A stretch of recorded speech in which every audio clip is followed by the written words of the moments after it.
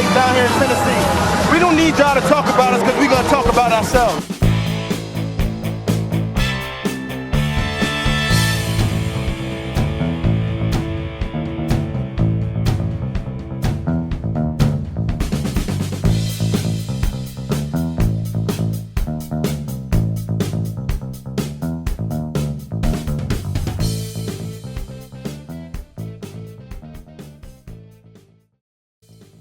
All right, well, welcome to Titans Tape. Justin, Jake here with you. Jake, we're a little late on this one. There's a lot going on in our lives, though. There's not a particular reason. There's not like because we were displeased or anything like that with what happened. So we've been avoiding the video. Nothing like that. I mean, you're in the middle of getting a new job, or you've got the new job, and that's changed scheduling, and then my scheduling is kind of in flux all the time. So we're here, though. We're here on a Thursday night to talk about Week 3, the Titans and Packers. Wish we weren't here, Justin. I wish we weren't here on a Thursday night to talk about Week 3. Yeah. Right before you hit record, right before we hit record, it was just all right. Let's do it. What is there to talk about, Justin? It's wash, rinse, repeat with this 2024 Titan squad. I don't know where you want to begin. Honestly, kudos to Malik Willis. Yeah. Okay, good. I'm glad you said that because I do want to start there. Kudos to Malik Willis, but I'm kind of in a conundrum as far as how to feel about Malik Willis at this point. So, first of all, Malik Willis, the person. Congrats. He's a feel-good story, you know, and especially the guy himself. He's been asked questions leading up to the game and even after the game about, is there a revenge factor? You know, you got traded for a 7th rounder and here you are starting. How do you feel? Nothing but class, nothing but the classiest, best responses from him. So kudos to Malik Willis in that regard. However, Jake, I can't help but think I kind of hate Malik Willis, the player. I don't understand. I know our eyes don't deceive us, but what happened? Like, literally, I know there wasn't something there that we were missing during his time as a Titan, but somehow Matt LaFleur and his staff got more out of Malik Willis in 2 weeks than the Titans did in 2 seasons, by far. I mean, I can't believe what I'm watching with Malik Willis right now. He looks like a third-year player who was a third-round draft pick and a very solid, capable backup. Absolutely. That's exactly what he's looked like in these 2 games that he's played. And dude, I kid you not, like I'm still not sure. Like I'm not convinced or sold on him. Maybe he's caught lightning in a bottle right now, or maybe he has figured something out and it has turned him around. And it's literally when he donned the Packers uniform.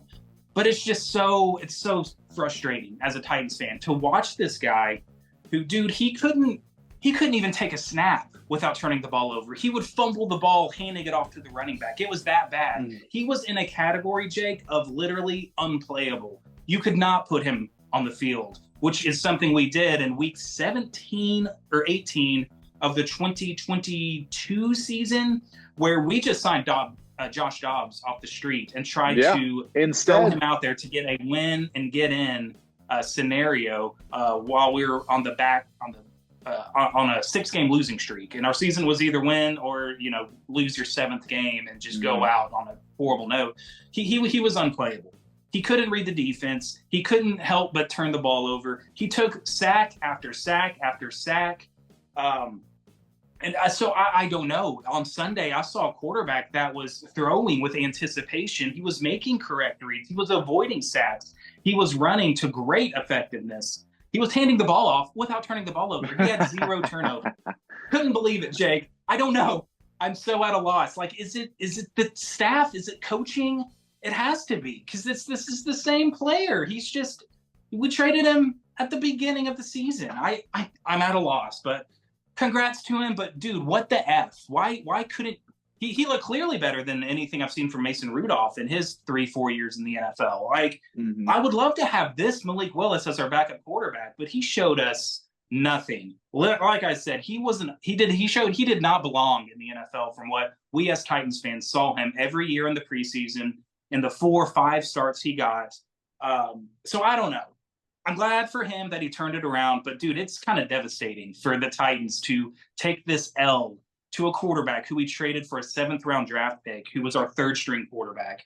And he looked good doing it. It's not like they scraped and clawed and Malik Willis had an up and down day. He looked very good. He had a very high completion percentage. He did everything they asked him to do to great success against what I thought was the number 1 defense in the NFL. Not by yards per game allowed. Number 1 defense. But that was our worst defensive showing of the season so far. And I think I'm just gonna slow it down. I think I've made my rant clear as I want to, that it's very frustrating to see this, but there was something there. There was something there in drafting Malik Willis, but we saw 0 of it, and the Packers are reaping all the benefits right now. So I don't know, man.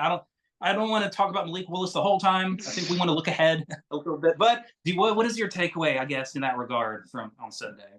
Dude, you said it. It was devastating. It's a devastating loss for the Titans franchise, and it's a devastating loss, maybe more so for Titans fans everywhere. Me and you, Justin, here on the call, and Titans fans everywhere lamented this loss hard.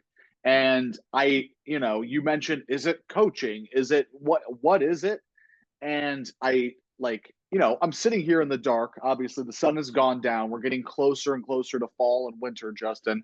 I'm feeling sad and gloomy about the Titans as a franchise, because you send Malik Willis, who you drafted as a flyer in the 3rd round, who has had talent. He's got raw talent. Can you develop him? That was the knock on Malik Willis. And you sent him to the epitome of stable franchise in the NFL. The Packers are up there with the Pittsburgh Steelers model of consistency. The Packers will always be around. And he just happens to blossom immediately in a more stable, more successful, more just consistent franchise. And I don't know if my 0-3 depression, Justin, has caused me to go to such depths and lengths to question Amy Adams Strunk and just everything about it. Because also, Justin, Malik Willis was able to have such success on Sunday because Matt LaFleur came into Nissan Stadium and pulled down Brian Callahan's pants. He pantsed him all day long. It was he outclassed him completely and just undressed this Titans defense in a way that we haven't seen in a while. And it just so happened to be Malik Willis. It was unbelievable. And Matt LaFleur came in and outcoached Brian Callahan from the top down. Do you think Mike Vrabel with this Titans roster loses to Malik Willis right here in this spot? I have a hard time believing that he does. And I know the grass is always greener. I know Mike Vrabel's last, 24 games with the Titans were absolute dumpster fires. But you have to believe that Malik Willis doesn't come in and drop 30 on your head at Nissan Stadium, and you look more competitive and more fired up than that. I mean, Will Levis was Will Levis.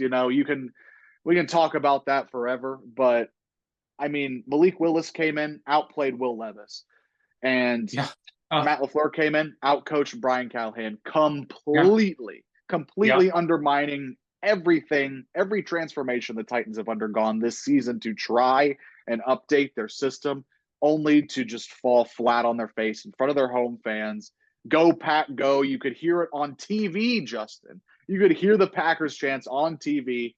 It was a sad, sad day. It felt like the Eagles loss with A.J. Brown times 10. Yeah. Because you can look at the Eagles and say, wow, they're a wagon.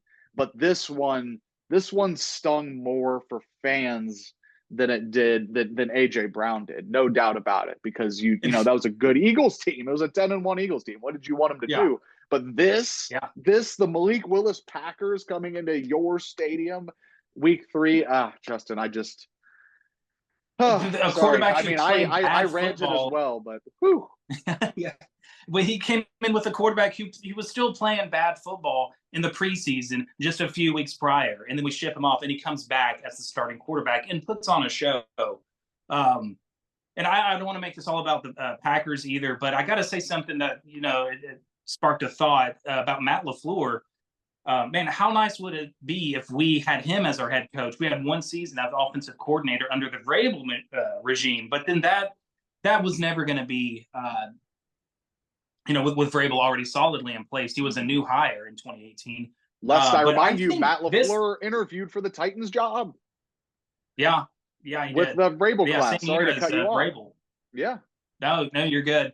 But I think this is maybe the most impressive for me watching the Packers. This is the most impressive Matt LaFleur game, or maybe two games, for what he's done with this team. Because when he got the Packers job, it was always, you've got generational quarterback Aaron Rodgers to work with. Of course, you should have success. And then, look at this, Jordan Love. Hey, he's actually is turning out to be a very quality, probably franchise quarterback for years to come. But now seeing what he's done with Malik Willis, it's like, there's no more excuses of Matt LaFleur just kind of riding the coattails of these talented quarterbacks and all these talented players. The man can coach. If he got what he got out of Malik Willis, that's probably the most impressive thing I've seen from Matt LaFleur as the Green Bay Packer head coach. So he's the real deal. He's 2-0 with Malik Willis, dude. We were what, 0-4? I don't think there was a single touchdown pass for us. Yeah, we got one win. Come on. We did. Yeah, preseason against Houston. Count. Preseason doesn't count. No. Malik won against Houston. Derrick Henry had like 240 something rushing yards. Okay, are you sure it wasn't Tannehill? I promise. Okay, I'll trust you. We got one. While we also had prime Derrick Henry doing this thing, but so just it feels like like we've had a lot of lows as Titans fans. Correct. This feels like a new way to experience a low. I mean, not just what happened with Malik Willis and all that. Oh, I was also going to say that kicker who was with us during training camp and looked great. What is the Packers kicker? And he didn't miss a kick. He hit some long ones too. So that's another insult to injury. We kind of knew he wasn't going to be our kicker, though. I mean, Folk had the job, but still, it still kind of stings a little bit. But this not only with all the ex-players coming in and showing out against us, but this is the first 0-3 start, Jake, since 2009. That's hard to believe. A long time it's hard to believe, too. First three. You said what? It's hard to believe that it's been that long. I mean, we've had the 2-14 Mario, or not even the Mariota Titans, the Charlie Whitehurst Titans, and the 3-13 Mariota squad. Yeah. Those teams at least got a win in the first 3 weeks. Hard to believe that it was CJ2K's 2,000-yard season. It's hard to 0-3. We started 0-6 that year. And I mean, by the end of the season, we were pushing for the playoffs. So we looked like a playoff team. We just got started way too late, starting 0-6, so we couldn't catch back up. But then we finished 8-8. So classic Jeff Fisher always reverts back to the 500 record, no matter where he starts. But anyway, so that was devastating. I'm glad we got all that off our chest with these new lows that we're having here. So next week. Well, we get another team, Jake, who doesn't have a starting quarterback or probably their backup either. We might be facing Tim Boyle, Tyler Huntley. Tyler Huntley. Mm-hmm. Yeah. So, again, could be winnable, but I hesitate, Jake. It's hard for me to trust this team anymore after what we've seen. So, I mean, we got that game on Monday Night Football, and then we have the bye week. At best, we win that game, you're 1-3, and then I think you host Indianapolis. Correct. Who don't look like world beaters either. Anthony Richardson is struggling also. So I'm not saying it's, we could turn this sort of thing around and make the playoffs or anything, but I just want to win. I want to win a game, dude. Yeah. And there's an opportunity against Miami with their quarterback situation, but I don't know. Who knows after we saw what Malik Willis did to us, if we could have any success. But he is playing well. I'm not trying to discredit Malik Willis. He definitely is playing good football right now. Somehow he's managing it. So it's unreal. I don't know if that's where we want to go. Yeah, we can. If absolutely. Conversation. I mean, hey, we had Hey, positives. We had a DeAndre Hopkins showing. He Yes. has looked to be healthy now. His knee sprain looks to be a thing of the past. He looked as good as he did for us all of last year. Had a great game. He had some great chemistry with Will Levis in the games Will Levis played in last year. So if that can continue, that gives us another dynamic weapon. But same old Titans dude struggling in the pass protection and taking sacks. I think Will Levis took 8 sacks and turning the ball over. I mean, that is this team's Achilles heel. We've got to fix that. I mean, we brought in Callahan Sr., and I haven't really seen that much of an improvement with the offensive line as a whole after all these name changes that we've gone through. So that's the issue right now, Jake. That's the issue with this team is the pass protection and inconsistencies on the O-line. And Will Levis, of course, making bad decisions every now and then. Yeah, I mean, looking ahead, Justin, I appreciate your reluctant optimism that you delivered those lines with. You said, I just want to win, and I think we can have a winnable game against Miami. When you think that when they're on their third string quarterback, Justin, I mean, you think any team in the NFL going against a third string quarterback would walk in kind of confident. Yeah. Not this Titans team. That is where we are right now. We're sitting in the dark, Justin. This is where we're at right now. The only thing missing is me being like curled up in the fetal position with the shower hitting the back of my neck. Like, I mean, what? It's unreal. Anyways, why am I going to pick them again, Justin? I'm going to pick them again in the weekly pick 'em pool because they have to win at some point. Brian Callahan has to win at some point. I mean, at what point do you start to question the hire if he goes into the bye week 0-4, losing in the fashions which we have lost? And at what point do you also, Justin, now Will Levis, I know he's being dealt a bad hand. I know we've talked about this until we were blue in the face with Marcus Mariota. Is he getting a bad hand? Is Mariota set up to fail? Is Will Levis set up to fail?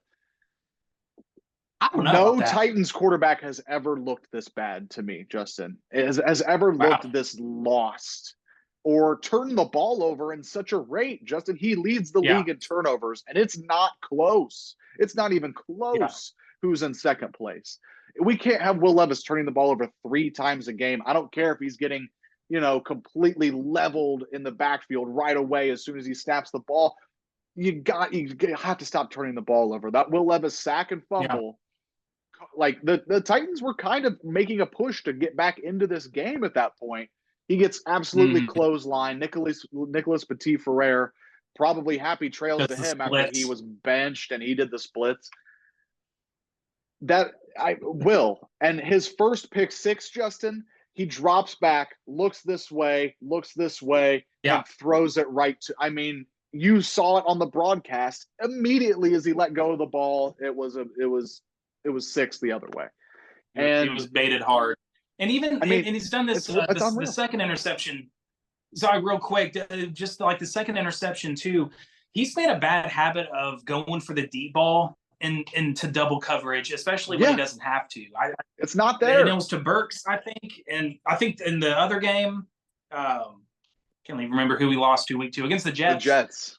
He threw a good ball, and Treylon Burks should have come down with it. He had it for a second, and it got ripped out mid-fall to the ground. Mm-hmm. But still, there was another double coverage just bomb down there. And in this game, it was on first down. We were looking to, like you were saying, make a push to get back into it. Just unnecessary, an unnecessary risk to take. And like, I like being aggressive, but you got to do like it should be given that should be a play you make with one-on-one coverage, man-to-man, whatever. Mm-hmm. But it's still like he's trying to make too much happen all at once at the wrong times. That he still just does not show improvement in that area. Taking care of the ball. He didn't do the shovel pass or the flying parallel to the ground to save himself from a sack play. But these are still pretty bad turnovers, like you were saying. They're brutal, Justin. 5 interceptions on the year. He's probably got a handful of fumbles. I think 7 turnovers, and he leads the league with 7 turnovers. He should lead it in sacks taken too.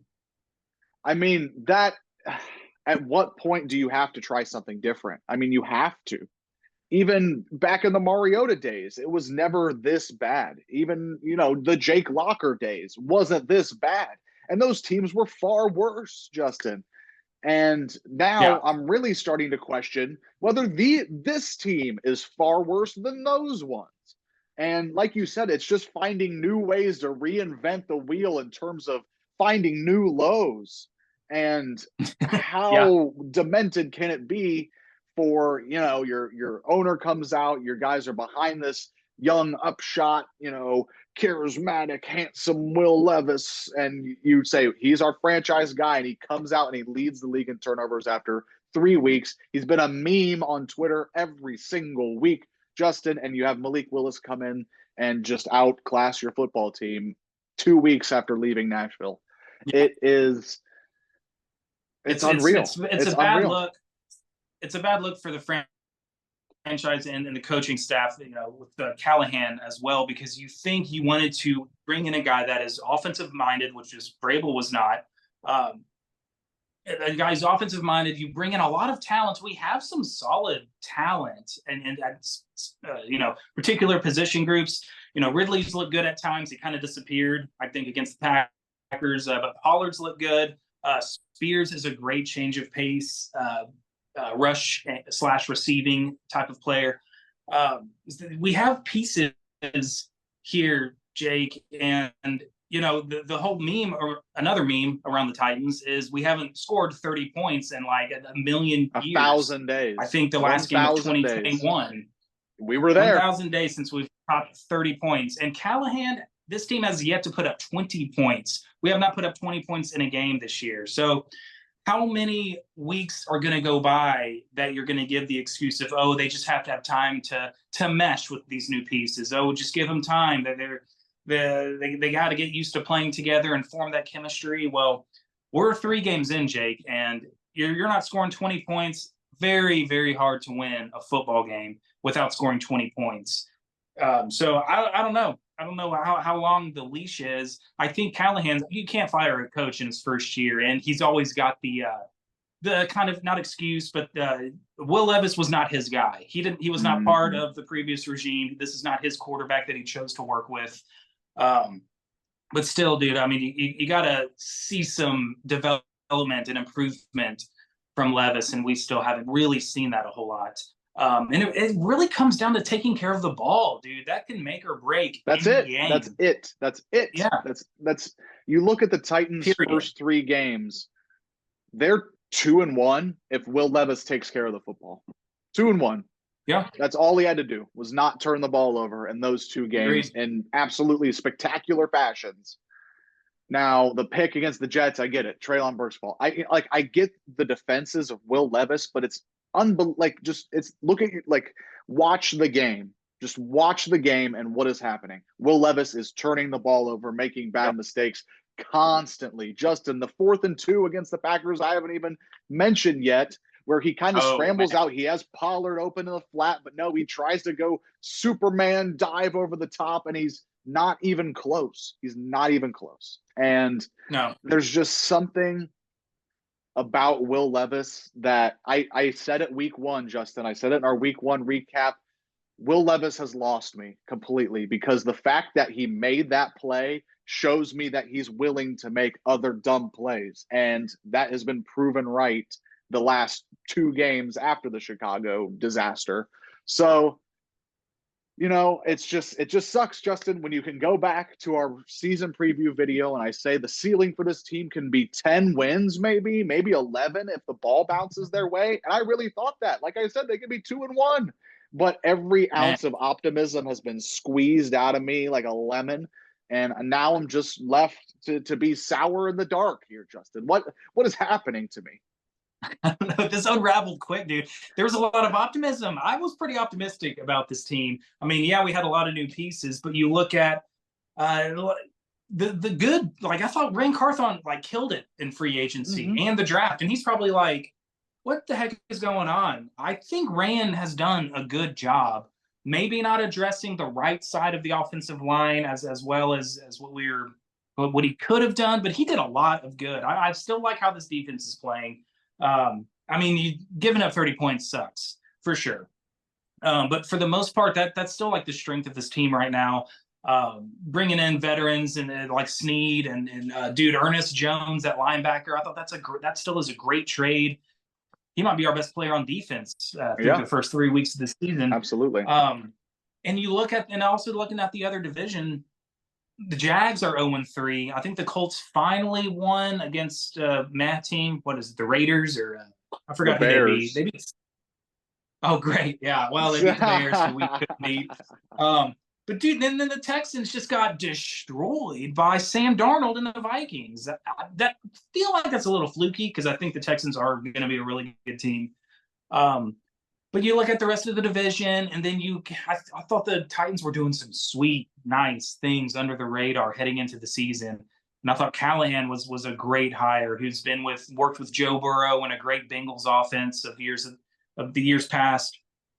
And this has been a letdown, and it sucks because I feel like the NFL media and NFL fans in general kind of look at the Titans and we're like, yeah, they're probably going to be a bottom dweller.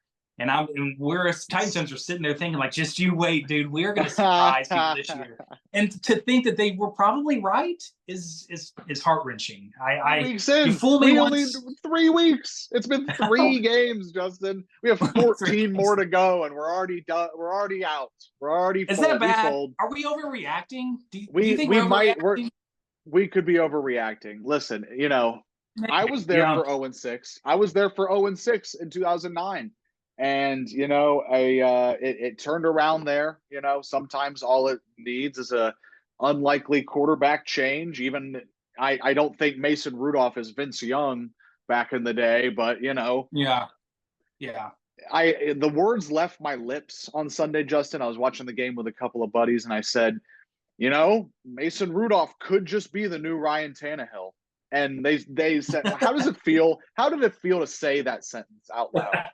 Like it makes sense, it makes sense as a good thing to Titans fans, but to any other NFL fan, that is the most disgusting sentence you could have ever said in your entire life. Yeah, they're like, things are getting really delusional there in Tennessee. But part of me is like, it could make sense. Things are getting bad. Oh, man. But anyways, Justin, looking ahead to Monday night, I think we got a shot. I mean, who's to say? I'm looking forward to Tyreek Hill versus L'Jarius Sneed. That'll be a good matchup to watch. I'm really hoping that this team comes out with any kind of urgency or any kind of desire on Monday night. Thank God we're the early time slot, Justin. I was not going to stay up late for this, especially starting the new job like you mentioned at the top. So we're going to see what happens, be it an injured Skylar Thompson or Tyler Snoop Huntley off of the Ravens practice squad. We're going to see who it is. But Justin, I am taking the Titans to win. No matter how dark it is, it's always darkest before the dawn. Give me the Tennessee Titans winning this football game 29, just for the memes, 29 to 21. You crazy. Oh, so close to 30. We'd score 20, though. I'll take 20 points as far as this season's gone. It'll feel like fireworks. Yeah, it's going to be big time fireworks. I can't help but agree, and I'm trying to – I'm so biased, but I'm even when I'm thinking about it, and I'm trying to be unbiased, like I think is giving the third-string quarterback situation, I think this defense is – I think they're going to have a good showing. And I think we're going to see a lot of hopefully Jeffrey Simmons and Harold Landry and Ernest Givens in the backfield causing some havoc. I like Denard Wilson. I like what he does with our defense. I think that we're going to win this game off the heels of them, and we're going to eke out a win 16-13. It's going to be ugly and low scoring. Just as long as we have more points. That's all I care about. As long as we have more points. I'll take 3-0 if that's what it takes, or 2-0. Don't say that. I think that's what we're going to get. Yeah. I think most people are going to flip over to the second of the doubleheader once they see what a boring crapshoot this is. But I think we can do it. And, dude, if we drop 1-4 and then a bye week, Gonna be a long 2 weeks, man. Gonna be a long 2 weeks for us, Titans tube, and for Titans fans everywhere. So that's what I got. I guess we can wrap it up. Sorry, I got a phone call. I don't know if that messed up. You're good. No, you're good. On the screen there, but you're good. That's all I got. We got to get this loss off of our chests and get past a new way to experience a low as a Titans fan. So let's try 3 weeks in, Justin. 3 weeks. All right. You know what? Let's get a little pep talk. It's Monday night, gentlemen. All right. We're going to go to Miami. We stole one there last year. All right. We stole one out of the clutches of defeat last year. Why can't we do it again this year? And yes, I'm considering the score being 0-0 at the start of the game, the clutches of defeat for the Titans as so far the season has gone. So cancel those plans at the Apple Orchard. Cancel those, fall activities. Tell the corn maze to F off for another week. Let's play some football. Let's get a win going into the bye week. Let's build some momentum. And maybe we can, Justin, we can come out of the bye week, beat the wretched Colts, improve to 2-3. And hey, we'll see where the season takes us. Don't think about the fact that we would go to Buffalo at 2-3. Don't think about that. And then have the Lions after that. Don't worry. Don't think about that. Let's get to 2-3. Let's turn this ship around. Let's get a win for Brian Callahan. Let's get a win for Will Levis. God, I don't think anybody needs a win more than that guy. Tighten up, everybody. Yeah. Like, comment, subscribe, all that jazz. Thank you for watching this depressive, in the dark episode of Titans Tube. 2-3. We will see you 2-3 next so sweet week. It'll be so sweet. Chef's kiss. All right. Peace out, everybody.